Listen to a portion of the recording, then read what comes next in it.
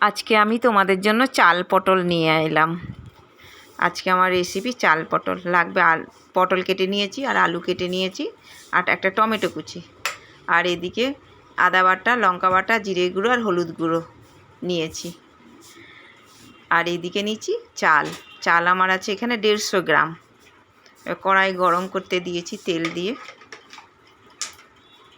কড়াইটা ভালো করে গরম হয়ে যাওয়ার পরে আমি পটলগুলোকে দিয়ে দেব। আস্তে আস্তে পটলগুলোকে আমি ভাজবো, নেড়ে চেড়ে খুব ভালো করে ভাজবো। একটু সময় লাগবে এই পটলটা ভাজতে, কারণ আমার অনেকটাই পটল, আমি 1 কেজি প্রায় পটল নিয়েছি। ভালো করে ধৈর্য ধরে একটু ভাজতে হবে, নেড়ে চেড়ে। ঢেকে একটু মাঝখানে ঢেকেও দিয়েছিলাম 2-3 বার। আর এদিকে আমি মশলাটার মধ্যে একটু জল দিয়ে রেখে দিই। জল দিয়ে রাখলে পরে সেট হয়ে থাকবে মশলাটা। ভালো করে ভিজিয়ে নেব মশলাটা, একটু পরে না মশলাটা অনেকটা ফুলে যাবে। এদিকে পটলটা আমার প্রায় ভাজা হয়েই আসছে দেখো। আর একটু কিছুক্ষণ লাল করি, তুলে রাখবো পটলটাকে। কড়াই পরিষ্কার করে ধুয়ে গরম করতে দিয়েছি। আবার ফোড়নে লাগবে জিরে, 2টো তেজপাতা আর 2টো শুকনো লঙ্কা। আর এখানে নিয়েছি আমি গরম মশলা, মানে দারচিনি, লবঙ্গ আর এলাচ। তেল গরম করে আমি ফোড়নটা দিয়ে দিলাম। ফোড়নটা ভালো করে ভাজা হলে আমি আলুটা দিয়ে দেব। আলুটা সব নাড়াচাড়া করে ভালো করে ভাজা করব আলুটা আমি। এদিকে কিন্তু আমি চালটা ভালো করে ধুয়ে নিইনি, আমি ভালো করে মুছে নিয়েছি। চালটা মুছে নিয়েছি, গন্ধটা তাহলে থাকবে, ধুয়ে নিই না আমি। তারপর টমেটো আমি দিয়ে দিলাম, ভালো করে নাড়াচাড়া করব। টমেটোটা একটু ভালো ভাজা হয়ে যাবে, একটু ধরে দেখো প্রায় ভালো ভাজাই হয়ে গিয়েছে। এবার আমি মশলাটা দিয়ে দেব, যেটা আমি জল দিয়ে ভিজিয়ে রেখেছিলাম। ভালো করে নাড়াচাড়া করব, ধৈর্য ধরে একটু নাড়াচাড়া করতে হবে। দেখো ভাজা হয়ে গিয়েছে।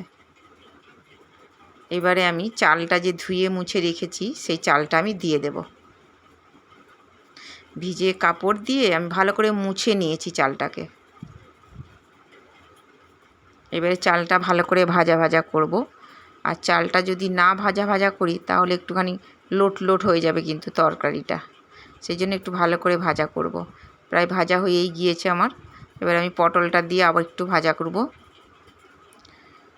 নাড়াচাড়া করে ভালো করে ভাজা করব।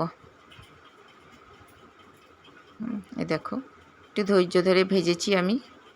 আর লবণ দিয়ে দিলাম, তোমাদের স্বাদ মতন তোমরা লবণ দেবে, আমি আমার মতন করে লবণ দিলাম। আর একটু সামান্য মিষ্টিও দেব। এই দেখো একটু মিষ্টি দিয়ে দিলাম আমি। এবারে ভালো করে নাড়াচাড়া করব, ভালো করে নাড়াচাড়া করব। পাশে কিন্তু আমি গরম জল বসিয়ে রেখেছি। দেখো গরম জলই দিতে হবে এই তরকারিটার মধ্যে। দিয়ে দিলাম আমি গরম জল কিন্তু একটু বেশিই লাগবে জলটা, কারণ চালটাও সেদ্ধ হবে, পটলটাও সেদ্ধ হবে। দেখো অনেকটাই জল দিয়েছি আমি। চালটা সেদ্ধ হয়ে একটু বেড়ে যাবে তরকারিটা, আর একটু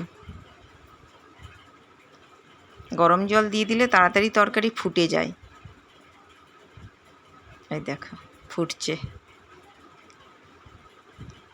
একটু ধৈর্য ধরে সেদ্ধ করতে হবে, নেড়ে চেড়ে দিতে হবে, তা নাহলে তলায় লেগে যাবে। যেহেতু আতপ চাল আছে, কামিনী ভোগ আতপ চাল, ভালো করে নেড়ে চেড়ে দিতে হবে একটু সময় করে, তা না হলে তলায় লেগে যাবে।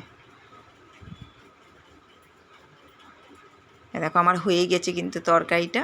এবারে আমি গ্যাসটা আর একটু কমিয়ে দেব, কারণ জলটা টেনে নিচ্ছে। হ্যাঁ, এবার একটু রেখেছি। দেখো প্রায় হয়েই এসছে। এই ঝোলটা রেখেছি কেন, কারণ একটু বসে যাবে তরকারিটা। প্রায় হয়ে গিয়েছে আমার। এবারে আমি একটু ঘি দিয়ে দেবো, গরম মশলা দেবো না, গরম মশলা যেহেতু আমি সোমবারাই দিয়েছি। একটু ঘি দিয়ে দিলাম, দিয়ে নেড়ে চেড়ে দিলাম। ব্যাস হয়ে গেল আমার চাল পটল। তোমাদের কেমন লাগলো তোমরা একটু বলো।